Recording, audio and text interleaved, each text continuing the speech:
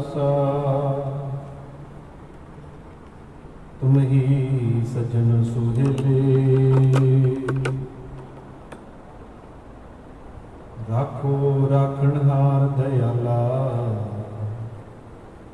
नानक करके बोले।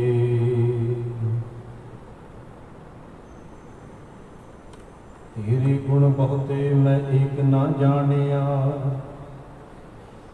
मैं मूर्ख किश दीजै। प्रणवत नानक सुन मेरे साहिबा, दुबदा पत्थर लीजै। प्रणवत नानक सुन मेरे साहिबा, दुबदा पत्थर लीजै। वाहिगुरु जी का खालसा, वाहिगुरु जी की फतेह। परम सत्कारयोग दीन दुनी के पातशाह धन धन श्री गुरु ग्रंथ साहिब महाराज जी, तिन्हां दी पावन मुकद्दस हजूरी के अंदर जुड़ मिल बैठे अत सत्कारयोग सत्संगी जनों वडभागे हाँ। संध्या वेले के दीवान दीयां हाजरियां भरन का सुभाग समा प्राप्त होया। आप जी ने बड़े प्रेम सत्कार के नाल सतगुरां दी इलाही बाणी रहराज साहब के जाप श्रवण किए हैं। और जिन्ना समा सतगुरु जी बख्शिश करते हैं, पावन अमृत गुरबाणी दियां अमृतमई विचारां दे नाल सांझ पाउण दा यत्न करिए। असीं नितनेम दे विच रोजाना शब्द का जाप करते हाँ। थाल विच तिन वस्तु पईओ, सत संतोख विचारो। अमृत नाम ठाकुर का भयो, जिसका सबस आधार।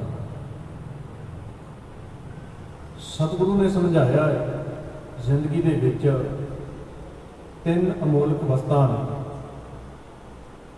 जिन्हों जे असीं सांभ लैंदे हां, जिन्हों जे असीं जीवन दे विच धारण कर लैंदे हां, ते जीवन है जिहड़ा वो अति उत्तम श्रेष्ठ हो जाता।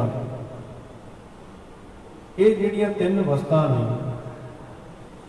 हुण भावें असीं सत की गल करिए, संतोख की गल करिए, रब्बी नाम की गल करिए। सत है, संतोख है, रब्बी नाम है। पर सतगुरु आखते ने ये हैगियां जरूर ने, पर इन्हां दे धारनी होना अति जरूरी है। थाल विच तिन वस्तु पईओ, सत संतोख विचारो। अमृत नाम ठाकुर का भयो, जिसका सबस आधारो। जे को खावै जे को पुंचै, तिसका होए उधारो। यह वस्त जी नहीं जाए, नित निरख उतारो। जे कोई इनू खा लैंदा है, खाण तो बाद इनू पुंच लैंदा है, ते उहदा उधार हो जाता है, उहदा भला हो जाता है। जे को खावै जे को पुंचै। हुण इहनूं असीं इदां समझ सकते हाँ कि जदों असीं रब्बी नाम नूं पढ़दे हां, भावें असीं गुरबाणी का अध्ययन करदे, तुसीं उहदा जाप कीता है, इहदा भाव है तुसीं रब्बी नाम नूं आहार बना लिया अपनी आत्मा दे लई। पर जिमें जिमें तुसीं उस रब्बी उपदेश नूं विचारदे हो, जिंदगी दे विच धारण करते हुए, ये है पुंचना, भाव उहनूं पचा लेना है। जे को खावै जे को पुंचै, तिसका होए उधारो। उधार का भाव है भला। जे कोई खाण तो बाद उहनूं पुंच लवे, पचा लवे, उहदा भला हो जाए।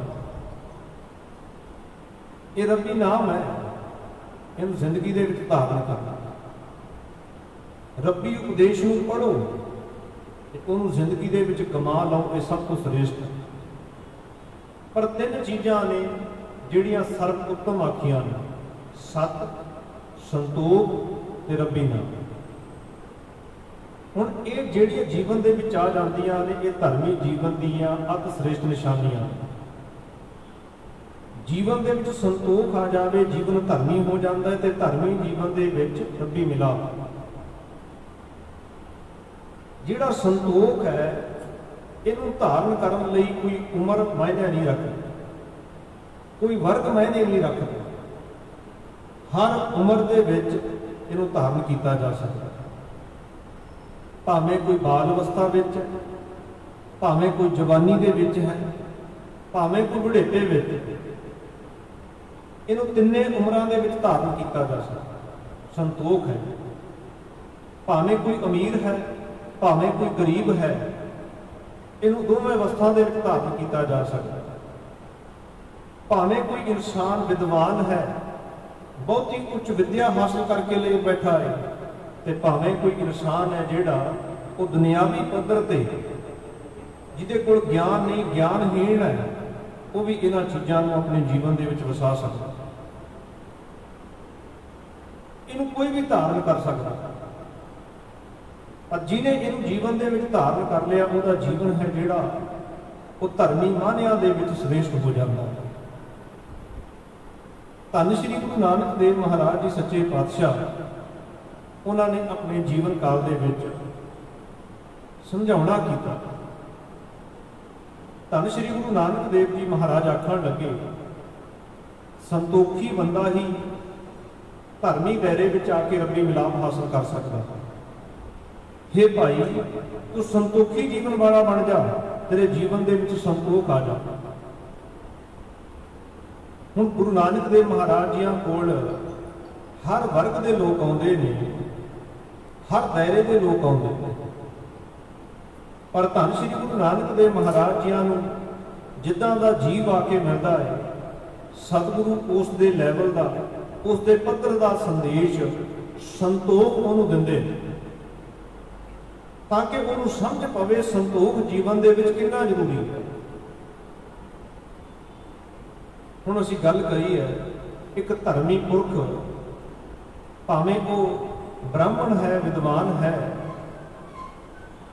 ਗੁਰੂ ਨਾਨਕ ਸਾਹਿਬ ਮਹਾਰਾਜ ਕੋਲ ਆਇਆ, ਸਤਿਗੁਰੂ ਨੂੰ ਪੁੱਛਣਾ ਕੀਤਾ, ਬਾਬਾ ਮੈਂ ਧਰਮੀ ਪੁਰਖ ਹਾਂ, ਕਿ ਮੈਨੂੰ ਵੀ ਆਪਣੇ ਜੀਵਨ ਦੇ ਵਿੱਚ ਸੰਤੋਖ ਦੀ ਲੋੜ ਹੈ? ਸਤਿਗੁਰੂ ਆਖਦੇ ਨੇ, ਬਿਲਕੁਲ ਚਾਹੀਦਾ ਸੰਤੋਖ।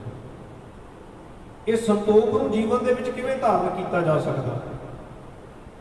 ਸਤਿਗੁਰੂ ਆਖਦੇ ਨੇ, ਪੰਡਤ ਜੀ ਤੁਸੀਂ ਧਰਮੀ ਪੁਰਖ ਹੋ, ਤੁਹਾਡੀ ਕਿਰਤ ਹੈ ਲੋਕਾਂ ਨੂੰ ਧਰਮ ਦੀ ਦੁਨੀਆ ਵਿੱਚ ਲੈ ਕੇ ਆਉਣਾ, ਤੇ ਲੋਕਾਂ ਨੂੰ ਧਰਮ ਦੀ ਦੁਨੀਆ ਵਿੱਚ ਲਿਆਉਣ ਵਾਸਤੇ ਤੁਸੀਂ ਕੀ ਕਰਦੇ ਹੋ? ਵੇਦਾਂ ਅਤੇ ਸ਼ਾਸਤਰਾਂ ਦੀ ਮਰਿਆਦਾ ਅਨੁਸਾਰ ਜੰਝੂ ਤਿਆਰ ਕੀਤਾ ਜਾਂਦਾ ਹੈ, ਤੇ ਉਹਨਾਂ ਨੂੰ ਜੰਝੂ ਧਾਰਨ ਕਰਵਾਇਆ ਜਾਂਦਾ ਹੈ, ਤੇ ਉਹ ਧਰਮ ਦੀ ਦੁਨੀਆ ਵਿੱਚ ਆ ਜਾਂਦੇ। ਸਤਿਗੁਰੂ ਆਖਦੇ ਨੇ, ਬਿਲਕੁਲ ਇਸੇ ਤਰ੍ਹਾਂ ਤੂੰ ਆਪਣੇ ਜੀਵਨ ਨੂੰ ਧਰਮ ਦੇ ਦਾਇਰੇ ਵਿੱਚ ਸੰਤੋਖ ਰਾਹੀਂ ਲੈ ਕੇ ਜੰਝੂ ਤਿਆਰ ਕਰਦਾ ਹੈ। ਜੰਝੂ ਤਿਆਰ ਕਰ ਸੱਚ ਦਾ, ਦਇਆ ਕਪਾਹ ਸੰਤੋਖ ਸੂਤ, ਜਤ ਗੰਢੀ ਸਤ ਵਟ, ਇਹ ਜਨੇਊ ਜੀ ਕਾ ਹਈ ਤ ਪਾਂਡੇ ਕਾ। ਦਇਆ ਦੀ ਕਪਾਹ ਹੋਵੇ, ਸੰਤੋਖ ਦਾ ਸੂਤ ਹੋਵੇ, ਜਤ ਦੀਆਂ ਗੰਢਾਂ ਹੁਣ ਸਤ ਦਾ ਵਟ ਚਾੜਿਆ ਹੋ। ਫਿਰ ਸੁਣਿਓ, ਦਇਆ ਦੀ ਕਪਾਹ ਸੰਤੋਖ ਦਾ ਸੂਤ ਹੈ, ਜਤ ਦੀਆਂ ਗੰਢਾਂ ਨੇ ਸਤ ਦਾ ਵਟ ਚਾੜਿਆ। ਤੇ ਕਹਿੰਦੇ ਜਿੰਦ ਦਾ ਜਨੇਊ ਹੈ, ਆਤਮਾ ਦਾ ਜਨੇਊ, ਇਹ ਜਨੇਊ ਜੀ ਕਾ ਹਈ ਹੈਗਾ ਤਾਂ ਪਾਂਡੇ ਘੱਟ। ਮੈਂ ਕਦੋਂ ਮਨਾ ਕਰਿਆ, ਕਹਿੰਦੇ ਪਾ ਇਹਦਾ ਦਾ ਜਨੇਊ ਪਾ, ਇਹ ਆਤਮਾ ਦਾ। ਨਾ ਇਹ ਟੁੱਟੇ ਨਾ ਮਲ ਲੱਗੇ, ਨਾ ਇਹ ਜਲੇ ਨਾ ਜਾਏ, ਧਨ ਸੁਣ ਮਾਨਸ ਨਾਨਕਾ ਜੋਗੜ ਚੱਲੇ। ਇਹ ਜਨੇਊ ਹੈ ਜਿਹੜਾ ਨਾ ਟੁੱਟਦਾ ਹੈ, ਨਾ ਮੈਲਾ ਹੁੰਦਾ ਹੈ, ਨਾ ਸੜਦਾ ਹੈ, ਨਾ ਬਲਦਾ ਹੈ। ਇਹ ਜਨੇਊ ਜੁਗੋ ਜੁਗਟ ਆ, ਇਹਨੂੰ ਧਾਰਨ ਕਰ ਲੈ ਜਨੇਊ। ਇਹ ਜਿੰਦ ਦਾ ਜਨੇਊ। ਹੁਣ ਉਹਨੂੰ ਸੰਤੋਖ ਸਮਝ ਲੱਗ ਗਈ ਵੀ ਜਿਵੇਂ ਜਨੇਊ ਬਣਾਉਣ ਲੱਗੇ ਸੂਤ ਦੀ ਜਿੰਨੀ ਲੋੜ ਹੈ, ਉਸੇ ਤਰ੍ਹਾਂ ਜੀਵਨ ਨੂੰ ਧਰਮੀ ਬਣਾਉਣ ਲੱਗੇ ਸੰਤੋਖ ਦੀ ਲੋੜ। ਸੰਤੋਖ ਸੂਤ। ਉਸ ਸੰਗਤ ਦੇ ਵਿੱਚ ਧੰਨ ਸ਼੍ਰੀ ਗੁਰੂ ਨਾਨਕ ਦੇਵ ਮਹਾਰਾਜ ਜੀਆਂ ਦਾ ਇੱਕ ਗੁਰਸਿੱਖ ਬੈਠਾ ਹੈ। ਉਹ ਵਿਦਵਾਨ ਨਹੀਂ ਹੈ, ਇਹ ਤੇ ਵਿਦਵਾਨ ਸੀ। ਉਹ ਖੇਤੀਬਾੜੀ ਕਰਨ ਵਾਲਾ ਇੱਕ ਕਿਸਾਨ। ਉਹਨੇ ਗੁਰੂ ਨਾਨਕ ਦੇਵ ਮਹਾਰਾਜ ਜੀ ਨੂੰ ਸਵਾਲ ਕੀਤਾ, ਬਾਬਾ ਮੈਂ ਅਨਪੜ੍ਹ ਹਾਂ, ਮੈਂ ਪੜ੍ਹਿਆ ਨਹੀਂ, ਮੇਰੇ ਕੋਲ ਵਿਦਿਆ ਨਹੀਂ ਹੈ, ਫਿਰ ਸੰਤੋਖ ਦੀ ਮੈਨੂੰ ਸਮਝ ਕਿਵੇਂ ਆਵੇਗੀ ਵੀ ਸੰਤੋਖ ਕਿਵੇਂ ਜੀਵਨ ਚ ਆਉਂਦਾ? ਗੁਰੂ ਸਾਹਿਬ ਕਹਿੰਦੇ ਤੈਨੂੰ ਵੀ ਸਮਝਾ ਦਿੱਤਾ, ਸੰਤੋਖ ਜੀਵਨ ਦੇ ਵਿੱਚ ਜ਼ਰੂਰੀ ਹੈ, ਤੇਰੇ ਵੀ ਜੀਵਨ ਚ ਆਵੇਗਾ। ਕੰਮ ਕੀ ਕਰਦਾ ਹੈ? ਕਹਿੰਦੇ ਜੀ ਖੇਤੀ ਕਰਦਾ। ਕਹਿੰਦੇ ਬਿਲਕੁਲ, ਖੇਤੀ ਕੀ ਹੈ? ਧਰਤੀ ਨੂੰ ਵਾਹਿਆ, ਬੀਜ ਪਾਇਆ, ਸੁਹਾਗਾ ਫੇਰਿਆ, ਉਹਨੂੰ ਜਲ ਦਿੱਤਾ ਹੈ, ਬੀਜ ਪੁੰਗਰ ਕੇ ਬਾਹਰ ਆਇਆ, ਫਲ ਦਿੱਤਾ ਹੈ, ਇਹ ਤੇਰੀ ਖੇਤੀ ਹੈ, ਇਹ ਤੇਰੀ ਕਿਰਸਾਨੀ। ਸਤਿਗੁਰੂ ਆਖਦੇ ਨੇ ਤੂੰ ਜੀਵਨ ਦੇ ਵਿੱਚ ਰੱਬੀ ਨਾਮ ਦੀ ਕਿਰਸਾਨੀ ਕਰ। ਫਰਮਾਨ ਦਿੱਤਾ ਗੁਰੂ ਨਾਨਕ ਦੇਵ ਮਹਾਰਾਜ ਜੀ, ਮਨ ਹਾਲੀ ਕਿਰਸਾਣੀ ਕਰਨੀ, ਸ਼ਰਮ ਪਾਣੀ ਤਨ ਖੇਤ, ਨਾਮ ਬੀਜ ਸੰਤੋਖ ਸੁਹਾਗਾ, ਰੱਖ ਗਰੀਬੀ ਵੇਸ। ਮਨ ਨੂੰ ਹਾਲੀ ਬਣਾ ਲੈ, ਮਨ ਤੇਰਾ ਕਿਰਸਾਨੀ ਕਰਨ ਲੱਗੇ। ਜਿਵੇਂ ਦੁਨਿਆਵੀ ਤੌਰ ਤੇ ਅਸੀਂ ਖੇਤੀ ਕਰਨੀ ਹੋਵੇ ਤੇ ਸਰੀਰ ਜਾ ਕੇ ਮਿਹਨਤ ਕਰਦਾ, ਇੱਥੇ ਮਨ ਦੀ ਮਿਹਨਤ ਕਰ। ਤੇਰਾ ਮਨ ਹੈ ਜਿਹੜਾ ਅਧਿਆਤਮਿਕ ਜੀਵਨ ਦੇ ਵਿੱਚ ਕਿਰਤ ਕਰੇ। ਮਨ ਹਾਲੀ ਕਿਰਸਾਨੀ ਕਰਨੀ, ਤੇ ਕਿਰਸਾਨੀ ਕਿਹੜੀ ਹੈ? ਕਰਮਾਂ ਦੀ ਕਿਰਸਾਨੀ ਕਰਨਾ। ਸ਼ਰਮ ਪਾਣੀ ਤਨ ਖੇਤ, ਇਹਨੂੰ ਮਿਹਨਤ ਦਾ ਪਾਣੀ ਦੇਣਾ ਹੈ, ਤੇ ਆਹ ਤਨ ਹੈ ਤੇਰਾ ਜਿਹੜਾ ਖੇਤ ਬਣੇ। ਤੇ ਬੀਜਣਾ ਕੀ ਇਹਦੇ ਵਿੱਚ? ਨਾਮ ਬੀਜ ਸੰਤੋਖ ਸੁਹਾਗਾ। ਨਾਮ ਦਾ ਬੀਜ ਪਾ ਲੈ ਤੇ ਸੰਤੋਖ ਦਾ ਸੁਹਾਗਾ ਦੇ। ਰੱਖ ਗਰੀਬੀ ਵੇਸ, ਨਿਮਰਤਾ ਵਾਲਾ ਸੁਭਾਅ। ਹੁਣ ਸੁਹਾਗਾ ਹੈ ਜਿਹੜਾ, ਉਹਨੂੰ ਸੰਤੋਖ ਦੇ ਨਾਲ ਤੁਲਨਾ ਕਰੀਏ। ਜਿਵੇਂ ਖੇਤ ਦੇ ਵਿੱਚ ਕਿਸਾਨ ਜਦੋਂ ਖੇਤ ਦੇ ਵਿੱਚ ਬੀਜ ਪਾਉਂਦਾ ਹੈ ਨਾ, ਬਾਅਦ ਵਿੱਚ ਸੁਹਾਗਾ ਦਿੰਦਾ। ਸੁਹਾਗਾ ਦੇਣ ਦੇ ਦੋ ਕਾਰਨ ਹੁੰਦੇ। ਕਿਸਾਨ ਨੇ ਖੇਤ ਨੂੰ ਵਾਹਿਆ ਹਲ ਦੇ ਨਾਲ, ਬੀਜ ਪਾ ਦਿੱਤਾ ਹੈ, ਬੀਜ ਪਾਉਣ ਤੋਂ ਬਾਅਦ ਸੁਹਾਗਾ ਫੇਰਿਆ ਜਾਂਦਾ ਹੈ। ਉਹਦੇ ਦੋ ਕਾਰਨ। ਪਹਿਲਾ ਕਾਰਨ, ਇਹ ਬੀਜ ਨੂੰ ਪੰਛੀ ਚੁਗ ਨਾ ਲੈਣ, ਕਿਉਂਕਿ ਪੰਛੀਆਂ ਨੂੰ ਚਾਰਾ ਚਾਹੀਦਾ ਹੈ, ਪੰਛੀਆਂ ਨੇ ਇਹ ਬੀਜ ਚੁਗ ਲੈਣਾ ਹੈ, ਉਹ ਦਾਣਾ ਚੁਗਦੇ ਨੇ। ਸੁਹਾਗਾ ਫੇਰ ਕੇ ਉਹਦੇ ਪਰ ਮਿੱਟੀ ਪਾ ਦਿੱਤੀ, ਉਹਨੂੰ ਢੱਕਿਆ, ਪੰਛੀਆਂ ਤੋਂ ਬਚਾ ਲਿਆ। ਦੂਜਾ, ਉਹਦੇ ਵਿੱਚ ਨਮੀ ਹੁੰਦੀ ਹੈ, ਨਮੀ ਨੂੰ ਦਬਾ ਦਿੱਤਾ ਜਾਂਦਾ ਹੈ ਤਾਂ ਕਿ ਬੀਜ ਪੁੰਗਰ ਸਕੇ। ਤੂੰ ਆਪਣੇ ਇਸ ਜੀਵਨ ਦੇ ਵਿੱਚ ਨਾਮ ਨੂੰ ਧਾਰਨ ਕੀਤਾ ਹੈ, ਨਾਮ ਦਾ ਬੀਜ ਪਾਇਆ ਹੈ। ਔਰ ਸੱਚ ਮੰਨੀ, ਇੱਥੇ ਬੜੇ ਜਨੌਰ ਆਉਣਗੇ। ਜਨੌਰ ਦਾ ਭਾਵ ਪੰਛੀ। ਬੜੇ ਪੰਛੀਆਂ ਨੇ ਆਉਣਾ ਹੈ। ਕਾਮ ਕ੍ਰੋਧ ਲੋਭ ਮੋਹ ਅਹੰਕਾਰ ਤੇਰੇ ਜੀਵਨ ਵਿੱਚੋਂ ਨਾਮ ਨੂੰ ਚੁੱਕ ਕੇ ਲੈ ਜਾਣਗੇ। ਤੇਰੇ ਜੀਵਨ ਵਿੱਚੋਂ ਨਾਮ ਨੂੰ ਚੁੱਕ ਲੈਣਗੇ। ਸੰਤੋਖ ਧਾਰਨ ਕਰ ਲੈ, ਇਹ ਤੇਰੇ ਜੀਵਨ ਦੇ ਉੱਪਰ ਹਾਵੀ ਨਾ ਹੋ। ਜਿਹੜੇ ਬੰਦੇ ਨੇ ਵੀ ਨਾਮ ਜਪਣਾ ਹੈ, ਜਿਹੜੇ ਬੰਦੇ ਨੇ ਵੀ ਸਿਮਰਨ ਕਰਨਾ ਹੈ, ਬਾਣੀ ਪੜ੍ਹਨੀ ਹੈ, ਉਹਨੂੰ ਸੰਤੋਖੀ ਹੋਣਾ ਬੜਾ ਜ਼ਰੂਰੀ ਹੈ। ਜੀਵਨ ਦੇ ਵਿੱਚ ਸੰਤੋਖ ਚਾਹੀਦਾ। ਸੰਤੋਖੀ ਬੰਦਾ ਹੀ ਨਾਮ ਜਪ ਸਕਦਾ ਹੈ, ਸੰਤੋਖੀ ਬੰਦਾ ਹੀ ਅਰਾਧਨਾ ਕਰ ਸਕਦਾ ਹੈ, ਸੰਤੋਖੀ ਬੰਦਾ ਹੀ ਭਜਨ ਅਤੇ ਬੰਦਗੀ ਕਰ ਸਕਦਾ। ਹੁਣ ਦੂਜੀ ਗੱਲ, ਜਦੋਂ ਜੀਵਨ ਦੇ ਵਿੱਚ ਸੰਤੋਖ ਹੋਵੇਗਾ ਤੇ ਅੰਦਰੋਂ ਨਾਮ ਦਾ ਬੀਜ ਪੈਦਾ ਹੋਵੇਗਾ, ਪੁੰਗਰੇਗਾ, ਵਧੇਗਾ, ਫੁੱਲੇਗਾ। ਨਾਮ ਬੀਜ ਸੰਤੋਖ ਸੁਹਾਗਾ, ਰੱਖ ਗਰੀਬੀ ਵੇਸ, ਨਿਮਰਤਾ ਧਾਰਨ ਕਰਕੇ ਰੱਖੀ। ਇਹ ਜਿਹੜਾ ਬੀਜਿਆ ਹੋਇਆ ਨਾਮ ਦਾ ਬੀਜ ਹੈ, ਇਹਨੇ ਅੰਦਰੋਂ ਪੁੰਗਰ ਪੈਣਾ। ਬੜੀ ਵਾਰ ਸੁਣਿਆ ਹੋਵੇਗਾ, 20 ਸਾਲ ਹੋ ਗਏ ਨੇ ਬਾਣੀ ਪੜ੍ਹਦਿਆਂ, ਆਨੰਦ ਨਹੀਂ ਆਇਆ। 25 ਸਾਲ 30 ਸਾਲ ਹੋ ਗਏ ਬਾਣੀ ਪੜ੍ਹਦਿਆਂ, ਪਰ ਮਨ ਹੈ ਜਿਹੜਾ, ਮਨ ਖੇੜੇ ਵਿੱਚ ਨਹੀਂ, ਮਨ ਹਲੇ ਵੀ ਬੇਚੈਨੀ ਦੇ ਵਿੱਚ ਹੈ। ਕਾਰਨ ਕੀ ਹੈ? ਬੀਜ ਪਾ ਰਹੇ ਆ, ਫਸਲ ਉੱਗ ਨਹੀਂ ਰਹੀ। ਕਾਰਨ, ਬੀਜ ਪਾਇਆ, ਪੰਛੀ ਆਉਂਦੇ ਨੇ, ਬੀਜ ਚੁੱਕ ਕੇ ਲੈ ਜਾਂਦੇ, ਦਾਣਾ ਚੁੱਕ ਲੈਂਦੇ ਨੇ, ਫਸਲ ਕਿਵੇਂ ਪੈਦਾ ਹੋਵੇਗੀ? ਮਨ ਟਿਕਾ ਦੇ ਵਿੱਚ ਕਿਵੇਂ ਆਵੇਗਾ? ਮਨ ਸ਼ਾਂਤ ਕਿਵੇਂ ਹੋਵੇਗਾ? ਕਿਉਂਕਿ ਜਿੰਨਾ ਤੁਸੀਂ ਨਾਮ ਜਪਦੇ ਆ, ਜਿੰਨੀ ਕੁ ਬਾਣੀ ਪੜ੍ਹਦੇ ਆ, ਸੰਤੋਖ ਨਾ ਹੋਣ ਕਾਰਨ ਜਿੰਨੀ ਵੀ ਬੁਰਾਈਆਂ ਹਨ ਜ਼ਿੰਦਗੀ ਵਿੱਚ ਆਉਂਦੀਆਂ ਨੇ, ਤੇ ਸਾਡਾ ਜਪਿਆ ਹੋਇਆ ਨਾਮ ਸਾਰਾ ਜ਼ੀਰੋ ਕਰ ਜਾਂਦੀ। ਮਹਾਂਪੁਰਖਾਂ ਦਾ ਕਥਨ ਹੈ, ਕਹਿੰਦੇ 2 ਪਹਿਰ ਲਾਏ, ਨਾਮ ਜਪਿਆ, ਬਾਣੀ ਪੜ੍ਹੀ, ਸਿਮਰਨ ਕੀਤਾ, ਤੇ ਮੁਖੋਂ ਇੱਕ ਮਾੜਾ ਬੋਲ ਬੋਲਿਆ, ਕਬੋਲ ਬੋਲਿਆ, ਤੇਰਾ ਜਪਿਆ ਨਾਮ ਸਾਰਾ ਜ਼ੀਰੋ ਹੋ ਗਿਆ। ਤੇਰਾ ਜਪਿਆ ਨਾਮ, ਤੇਰਾ ਕੀਤਾ ਭਜਨ, ਤੇਰੀ ਕੀਤੀ ਬੰਦਗੀ ਸਾਰੀ ਜ਼ੀਰੋ ਹੋ ਗਈ ਜਦੋਂ ਮੁਖੋਂ ਇੱਕ ਵੇਰ ਤੂੰ ਮਾੜਾ ਬੋਲ ਬੋਲਿਆ, ਕਬੋਲ ਬੋਲਿਆ। ਸੰਤੋਖੀ ਬਣ ਕੇ ਵੇਖ, ਜੀਵਨ ਦੇ ਵਿੱਚ ਕਬੋਲ ਨਾ ਬੋਲੀ, ਤੇਰੇ ਜੀਵਨ ਦੇ ਵਿੱਚ ਆਨੰਦ ਆ ਜਾਏ। ਦੇਖੋ ਪੰਡਤ ਆਇਆ, ਉਹਨੂੰ ਵੀ ਸੰਤੋਖ ਚਾਹੀਦਾ ਸੀ, ਧਰਮੀ ਪੁਰਖ, ਉਹਨੂੰ ਵੀ ਦੇ ਦਿੱਤਾ। ਕਿਰਸਾਨ ਆਇਆ, ਉਹ ਭਾਵੇਂ ਅਨਪੜ੍ਹ ਸੀ, ਉਹਨੂੰ ਸੰਤੋਖ ਚਾਹੀਦਾ ਸੀ, ਉਹਨੂੰ ਵੀ ਦੇ ਦਿੱਤਾ ਹੈ। ਗੁਰੂ ਨਾਨਕ ਸਾਹਿਬ ਗਏ ਸੁਮੇਰ ਪਰਬਤ ਤੇ ਜੋਗੀਆਂ ਕੋਲ, ਤੇ ਜੋਗੀ ਬੈਠੇ ਸੁਮੇਰ ਪਰਬਤ ਤੇ ਜੋਗੀਆਂ ਨੇ ਪੁੱਛਣਾ ਕਰਿਆ, ਬਾਬਾ ਤੂੰ ਦੁਨੀਆ ਨੂੰ ਸੰਤੋਖ ਵੰਡਿਆ, ਤੂੰ ਦੁਨੀਆ ਨੂੰ ਸੰਤੋਖ ਦੀ ਸਮਝ ਦਿੱਤੀ ਹੈ, ਸੋਝੀ ਦਿੱਤੀ ਹੈ, ਕਿਤੇ ਸਾਨੂੰ ਵੀ ਸੰਤੋਖ ਦੀ ਸੋਝੀ ਦੇ ਦੇ। ਅਸੀਂ ਸੰਤੋਖ ਨੂੰ ਕਿਵੇਂ ਸਮਝ ਸਕਦੇ ਹਾਂ? ਨਾ ਤਾਂ ਸਾਨੂੰ ਕਪਾਹ ਤੇ ਸੂਤ ਦੀ ਲੋੜ ਪੈਂਦੀ ਹੈ, ਨਾ ਅਸੀਂ ਖੇਤ ਦੇ ਵਿੱਚ ਹਲ ਚਲਾਇਆ, ਨਾ ਸੁਹਾਗੇ ਲਏ। ਅਸੀਂ ਤੇ ਪਰਬਤਾਂ ਤੇ ਚੜ੍ਹ ਕੇ ਬੈਠੇ ਆ, ਘਰ-ਬਾਰ ਛੱਡ ਕੇ ਆਏ ਹੋਏ ਆ, ਸਾਨੂੰ ਸੰਤੋਖ ਕਿਵੇਂ ਸਮਝਾਵੇਂ? ਜੋਗੀ ਪੁੱਛਦਾ ਹੈ, ਸਾਨੂੰ ਸੰਤੋਖ ਕਿਵੇਂ ਸਮਝਾਵੇਂਗਾ ਬਾਬਾ?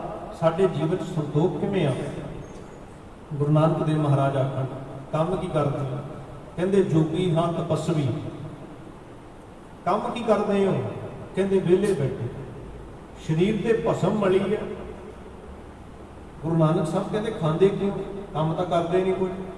ਕਹਿੰਦੇ ਹੱਥ ਦੇ ਵਿੱਚ ਖੱਪਰ ਫੜਿਆ ਹੈ, ਲੋਕਾਂ ਦੇ ਘਰ ਜਾਂਦੇ ਆ, ਭਿੱਖਿਆ ਮੰਗਦੇ ਆ, ਜੋ ਮਿਲਦਾ ਹੈ ਉਹ ਖਾ ਲੈਂਦੇ। ਗੁਰੂ ਸਾਹਿਬ ਕਹਿੰਦੇ ਫਿਰ ਆਪਣੇ ਇਹਨਾਂ ਰੀਤੀ ਅਤੇ ਕਰਮਾਂ ਦੇ ਅਨੁਸਾਰ ਹੀ ਜੀਵਨ ਦੇ ਵਿੱਚ ਸੰਤੋਖ ਲਿਆਂਦਾ ਜਾ ਸਕਦਾ। ਕਿਵੇਂ? ਆਪਾਂ ਪੜ੍ਹਦੇ ਹਾਂ, ਜੋਗੀਆਂ ਨੂੰ ਜਿਵੇਂ ਸਮਝਾਇਆ, ਮੁੰਦਾ ਸੰਤੋਖ ਸ਼ਰਮ ਪਤ ਝੋਲੀ, ਧਿਆਨ ਕੀ ਕਰੇ ਵਿਭੂਤ, ਖਿੰਥਾ ਕਾਲ ਕੁਆਰੀ ਕਾਇਆ ਜੁਗਤ ਡੰਡਾ ਪ੍ਰਤੀ। ਅਸੀਂ ਰੋਜ਼ਾਨਾ ਪੜ੍ਹਦੇ ਮੁੰਦਾ ਸੰਤੋਖ। ਉਹਨਾਂ ਨੇ ਜੋਗੀਆਂ ਨੇ ਕੰਨ ਦੇ ਵਿੱਚ ਮੁੰਦਰਾ ਪਾਈਆਂ ਹੁੰਦੀਆਂ ਨੇ ਨਾ, ਕੱਚ ਦੀਆਂ। ਮੁੰਦਾ ਸੰਤੋਖ, ਸ਼ਰਮ ਪੱਤ ਝੋਲੀ, ਮੋਢੇ ਝੋਲੀ ਟੰਗੀ ਹੈ, ਜੋ ਮਿਲਦਾ ਹੈ ਉਹ ਪਾ ਲੈਂਦੇ ਨੇ। ਗੁਰੂ ਨਾਨਕ ਸਾਹਿਬ ਨੇ ਪੁੱਛਿਆ, ਹੈ ਜੋਗੀ ਇਹ ਕੰਨ ਦੇ ਵਿੱਚ ਮੁੰਦਰਾ ਕੱਚ ਦੀਆਂ ਕਿਉਂ ਪਾਈਆਂ ਨੇ? ਕਹਿੰਦੇ ਬਾਬਾ ਮੈਂ ਦੁਨੀਆ ਨੂੰ ਵਿਖਾਉਣਾ ਕਿ ਮੈਂ ਜੋਗੀ ਹਾਂ, ਮੈਂ ਜੋਗ ਮਤ ਧਾਰਨ ਕਰਿਆ ਏ, ਇਹ ਮੇਰੇ ਧਰਮੀ ਹੋਣ ਦੀ ਨਿਸ਼ਾਨੀ ਨੇ, ਇਹ ਮੇਰੇ ਧਰਮੀ ਹੋਣ ਦੀ ਨਿਸ਼ਾਨੀ ਨੇ, ਇਹ ਮੁੰਦਰਾ ਨੇ ਜਿਹੜੀਆਂ। ਧੰਨ ਸ਼੍ਰੀ ਗੁਰੂ ਨਾਨਕ ਦੇਵ ਜੀ ਮਹਾਰਾਜ ਆਖਣ ਲੱਗੇ, ਹੈ ਜੋਗੀ ਕੰਨ ਦੇ ਵਿੱਚ ਮੁੰਦਰਾ ਪਾ ਕੇ ਦਿਖਾਉਣ ਦੀ ਲੋੜ ਨਹੀਂ, ਤੂੰ ਧਰਮੀ ਹੈ। ਜੀਵਨ ਦੇ ਵਿੱਚ ਸੰਤੋਖ ਲੈ ਆ, ਲੋਕੀ ਆਖਣਗੇ ਧਰਮੀ। ਜੇ ਤੇਰੀ ਮੁੰਦਰਾ ਨਜ਼ਰੀ ਨਾ ਪੈਣ, ਲੋਕੀ ਤੈਨੂੰ ਕਦੇ ਨਹੀਂ ਆਖਣਗੇ ਤੂੰ ਧਰਮੀ ਹੈ। ਤੇਰੇ ਕੰਨ ਦੀਆਂ ਮੁੰਦਰਾ ਨਜ਼ਰੀ ਪਈਆਂ ਤੇ ਆਖਿਆ ਤੈਨੂੰ ਤੂੰ ਧਰਮੀ ਹੈ, ਮੁੰਦਰਾ ਨਜ਼ਰੀ ਨਹੀਂ ਪਈਆਂ ਤੂੰ ਧਰਮੀ ਨਹੀਂ। ਗੁਰੂ ਨਾਨਕ ਸਾਹਿਬ ਮਹਾਰਾਜ ਜੀਆਂ ਦਾ ਨਾਮਣਾ ਵੇਖੋ, ਬਾਬਾ ਨਾਨਕ ਬੈਠਾ ਹੈ ਨਨਕਾਣੇ ਵਿੱਚ, ਬੈਠਾ ਤਲਵੰਡੀ ਵਿੱਚ ਹੈ, ਪਰ ਲੰਕਾ ਦੇ ਵਿੱਚ ਰਾਜਾ ਸ਼ਿਵਨਾਭ ਆਖਦਾ ਬਾਬਾ ਧਰਮੀ ਹੈ। ਹਲੇ ਬਾਬੇ ਨੂੰ ਵੇਖਿਆ ਨਹੀਂ। ਰਾਜਾ ਸ਼ਿਵਨਾਭ ਲੰਕਾ ਵਿੱਚ ਬੈਠਾ ਹੈ, ਲੰਕਾ ਦਾ ਰਾਜਾ ਹੈ ਸ਼ਿਵਨਾਭ, ਤੇ ਗੁਰੂ ਨਾਨਕ ਸਾਹਿਬ ਬੈਠੇ ਨੇ ਤਲਵੰਡੀ ਨਨਕਾਣਾ ਸਾਹਿਬ, ਪਰ ਉਹ ਉੱਥੇ ਬੈਠਾ ਵੀ ਆਖਦਾ ਬਾਬਾ ਧਰਮੀ। ਉਹਨੇ ਬਾਬੇ ਦੀ ਤਸਵੀਰ ਵੇਖੀ ਨਹੀਂ, ਉਹਨੇ ਬਾਬੇ ਨੂੰ ਕਦੇ ਮਿਲਿਆ ਨਹੀਂ, ਉਹਨੇ ਬਾਬੇ ਬਾਰੇ ਬਹੁਤਾ ਸੁਣਿਆ ਨਹੀਂ, ਉਹਨੇ ਬਾਬੇ ਦੀ ਮਹਿਮਾ ਨੂੰ ਮਹਿਸੂਸ ਕਰਿਆ, ਉਹਦੇ ਵਿੱਚੋਂ ਧਰਮ ਦੀ ਖੁਸ਼ਬੂ ਆਈ। ਜੇ ਜੀਵਨ ਸੰਤੋਖੀ ਹੋਵੇ ਨਾ, ਤੇਰੇ ਜੀਵਨ ਦੀਆਂ ਮਿਸਾਲਾਂ ਦਿੱਤੀਆਂ ਜਾਣ। ਮੁੰਦਾ ਸੰਤੋਖ। ਤੇ ਦੂਜੇ ਨੰਬਰ ਤੇ ਕਹਿੰਦੇ ਮੋਢੇ 'ਚ ਕੀ ਪਾਇਆ? ਝੋਲੀ ਪਾਈ ਹੈ। ਕਹਿੰਦੇ ਸ਼ਰਮ ਪੱਤ ਝੋਲੀ, ਮਿਹਨਤ ਦੀ ਝੋਲੀ ਜ਼ਿੰਦਗੀ 'ਚ ਪਾ। ਤੇ ਜਿਹੜਾ ਮਿਹਨਤੀ ਬੰਦਾ ਹੁੰਦਾ ਉਹ ਕਦੇ ਮੰਗਦਾ ਨਹੀਂ। ਮਿਹਨਤੀ ਬੰਦਾ ਕਦੇ ਮੰਗਦਾ ਨਹੀਂ ਹੈ ਕਿ ਹੱਥਾਂ ਕੱਢ ਕੇ ਮੰਗ, ਉਹਦੀ ਝੋਲੀ ਵੀ ਛਡਾਤੀ। ਧਿਆਨ ਕੀ ਕਰਿਆ ਵਿਭੂਤ। ਸਰੀਰ ਤੇ ਜਿਹੜੇ ਜੋਗੀ ਨੇ ਉਹ ਸਰੀਰ ਤੇ ਸਵਾਹ ਮਲ ਕੇ ਰੱਖਦੇ ਸੀ, ਭਸਮ ਮਲ ਕੇ ਰੱਖਦੇ ਨੇ। ਤੇ ਗੁਰੂ ਸਾਹਿਬ ਨੇ ਪੁੱਛਿਆ, ਜੋਗੀ ਇਹ ਸਰੀਰ ਦੇ ਉੱਪਰ ਭਸਮ ਕਿਉਂ ਮਲੀ ਹੈ? ਧੰਨ ਸ਼੍ਰੀ ਗੁਰੂ ਨਾਨਕ ਦੇਵ ਮਹਾਰਾਜ ਪੁੱਛਦੇ ਨੇ, ਦੱਸ ਇਹ ਭਸਮ ਕਿਉਂ ਮਲੀ ਹੈ? ਤੇ ਜੋਗੀ ਨੇ ਜਵਾਬ ਦਿੱਤਾ, ਬਾਬਾ मैं दुनिया को संदेशा दिना कि सारी दुनिया जिहड़ी सुआह है, ये सड़ के सुआह हो जानी है। दुनिया सुआह तो वध कुछ भी नहीं। ये मेरा सुनेहा है दुनिया नूं। लोकां नूं मैसेज मिले, लोग दुनिया के मोह माया के जाल तो आज़ाद हो जाण। इस करके मैं शरीर ते भस्म मल के रखदा। गुरु साहब की आखदे ने, ध्यान की करे विभूत, ध्यान दे विच गल टिका भी दुनिया भस्म है। शरीर ते सुआह मलण दी लोड़, शरीर ते सुआह ना मल। ध्यान की करे विभूत, खिंथा काल कुआरी काया जुगत डंडा फूकी। अपने शरीर नूं विकारां तो मुक्त रख, विश्वास नूं जिंदगी विच धारण कर ते तेरा जीवन धर्मी हो जाए। आई पंथी सगल जमाती मन जीता जग जीत। जे मन जित लिया जगत जित लिया। भाव समझे, संतोख है जिहड़ा हर वास्ते जरूरी सी। जे ब्राह्मण आया है, गुरु साहब कहते संतोख सूत। जे किरसान आया है, गुरु साहब कहते संतोख सुहागा। जे जोगी आए, गुरु साहब कहते मुंदा संतोख। जिद्दां दा बंदा आया, ओदी लैंगुएज दे विच, ओदी भाषा दे विच, ओदी प्रणाली दे विच गल कीती। सब नूं ही धर्म मिलिया, सभे सांझी वाल सदायन, कोई ना दिसै बहरा। सारिਆਂ वास्ते इको मैसेज है, संतोख सारिਆਂ नूं चाहिए। यही संतोख सानू भी चाहिए। जिंदगी दे विच संतोख धारना। संतोख का भाव है संजम, टिका, ठहराव।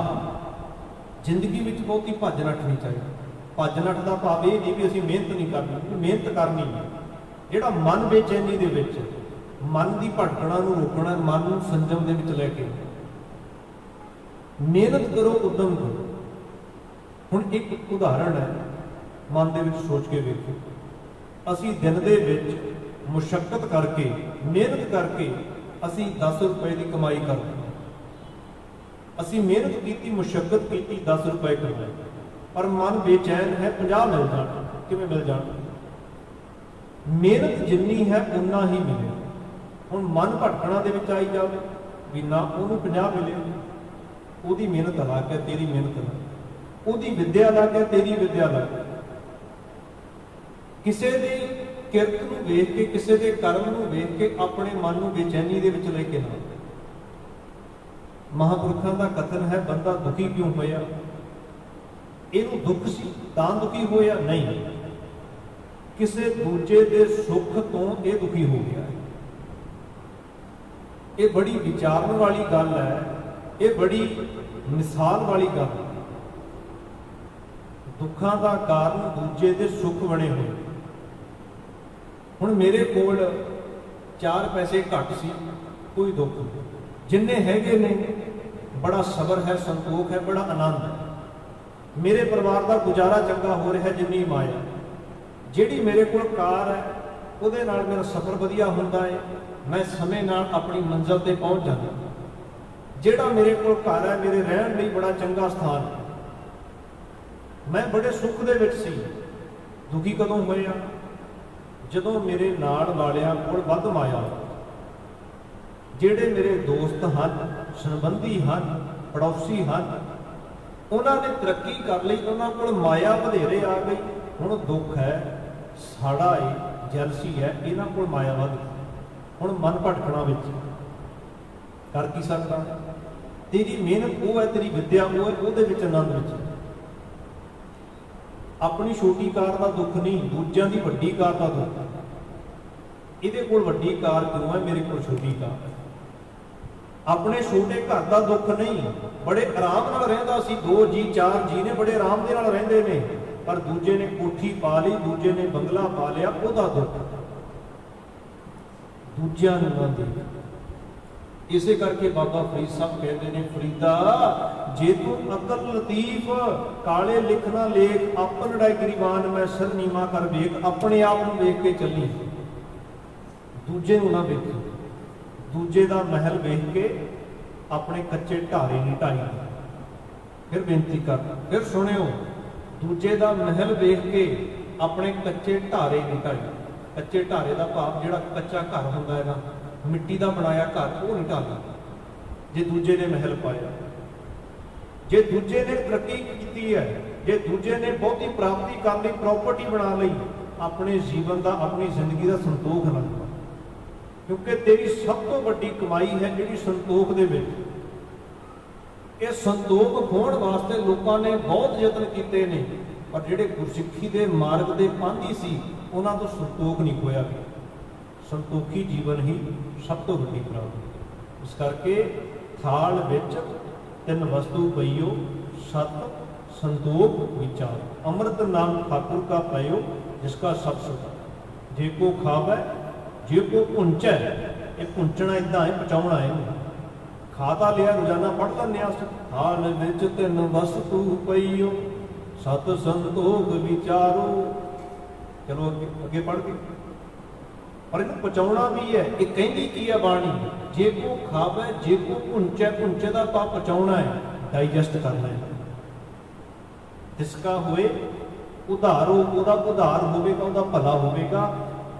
प्रसादा छकिया है, कंठ तो थले गया, गल तो थले गया, मेदे विच गया है, जे तो पच गया फिर तो शरीर को ताकत देगा, ते जे उछाला आ गया फिर शरीर को ताकत नहीं मिलेगी। वो पचना चाहिए। जिहड़ा वचन पढ़िया है ना, ये मुंगावली महला पंजवां, इहनूं पढ़न तो बाद पहुँचाउणा है, अंदर इहनूं समझना है कि गुरु कहंदा। ਜਦੋਂ ਇਹਨੂੰ ਸਮਝ ਕੇ ਜ਼ਿੰਦਗੀ ਵਿੱਚ ਧਾਰਨ ਕਰ ਲਿਆ, ਤਿਸਕਾ ਹੋਏ ਉਧਾਰੋ, ਉਹਦਾ ਭਲਾ ਹੀ ਭਲਾ ਹੈ, ਭਲਾ ਹੀ। ਆਓ ਕਿਸੇ ਦਾ ਨਹੀਂ, ਆਪਣੇ ਜੀਵਨ ਦਾ ਭਲਾ ਕਰੀਏ, ਆਪਣੇ ਜੀਵਨ 'ਚ ਸੰਤੋਖ ਲੈ ਕੇ ਆਈਏ। ਸੰਤੋਖੀ ਜੀਵਨ ਹੀ ਪਰਮੇਸ਼ਰ ਦੇ ਨਾਲ ਲਾਭ ਕਰਵਾ ਸਕਦਾ। ਆਪ ਸਭਨਾਂ ਸੰਗਤਾਂ ਦਾ ਧੰਨਵਾਦ। ਸ਼ੁਕਰਾਨਾ ਗੁਰੂ ਗ੍ਰੰਥ ਸਾਹਿਬ ਮਹਾਰਾਜ ਜੀਆਂ ਦਾ ਭੁੱਲਾਂ ਚੁੱਕਾਂ ਲਿਖੇਵਾਂ। ਆਓ ਹੁਣ ਰਾਗੀ ਜਥੇ ਪਾਸੋਂ ਗੁਰਬਾਣੀ ਸ਼ਬਦ ਕੀਰਤਨ ਸਰਵਣ ਕਰੀਏ ਜੀ। ਬੜੇ ਅਦਬ ਸਤਿਕਾਰ ਦੇ ਨਾਲ ਫਤਿਹ ਪ੍ਰਵਾਨ ਕਰੋ। ਵਾਹਿਗੁਰੂ ਜੀ ਕਾ ਖਾਲਸਾ, ਵਾਹਿਗੁਰੂ ਜੀ ਕੀ ਫਤਿਹ।